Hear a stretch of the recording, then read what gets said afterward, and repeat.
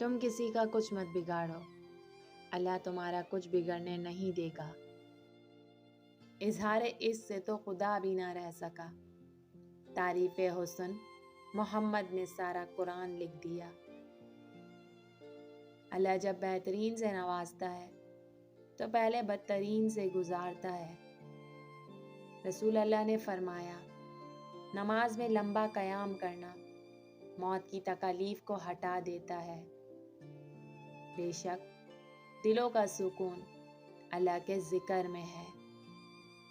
رب کے عشق میں ایک مقام وہ بھی آتا ہے، دعا تو دور کی بات ہے، انسان سوچتا ہے تو رب نواز دیتا ہے۔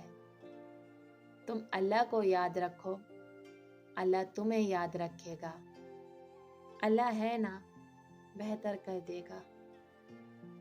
بس اللہ ہی بہترین محافظ ہے، اور وہ سب مہربانوں سے بڑا مہربان ہے۔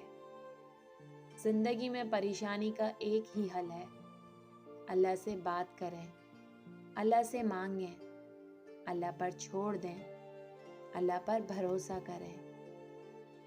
ایک اللہ ہی ہے جس پر بھروسہ کرنے سے اندھیرے میں بھی راستہ نکل آتا ہے۔ اگر تمہیں ایک دوسرے کی نیتوں کا پتہ چل جائے تو تم ایک دوسرے کو دفن بھی نہ کرو۔ اللہ نے تمہارے عیب چھپا رکھے ہیں، اس پر شکر کرو۔ کچھ باتیں اللہ کے سوا کسی کو سمجھ نہیں آتی، کچھ دکھ صرف اللہ کو سنانے والے ہوتے ہیں۔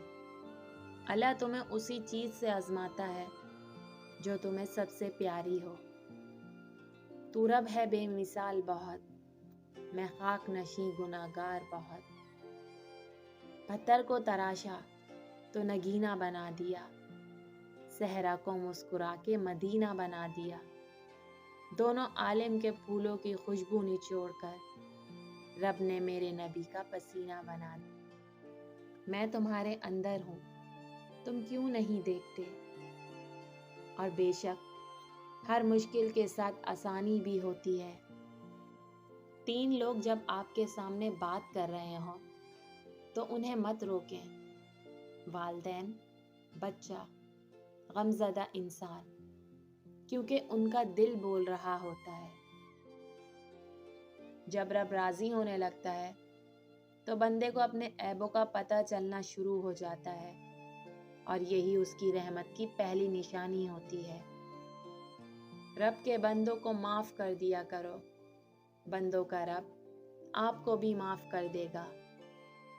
دنیا کے لیے آخرت برباد نہ کرو، کسی انسان کو خوش کرنے کے لیے اللہ کو ناراض نہ کرو۔ کائنات میں کوئی اتنی شدت سے کسی کا انتظار نہیں کرتا جتنا اللہ اپنے بندے کی توبہ کا کرتا ہے۔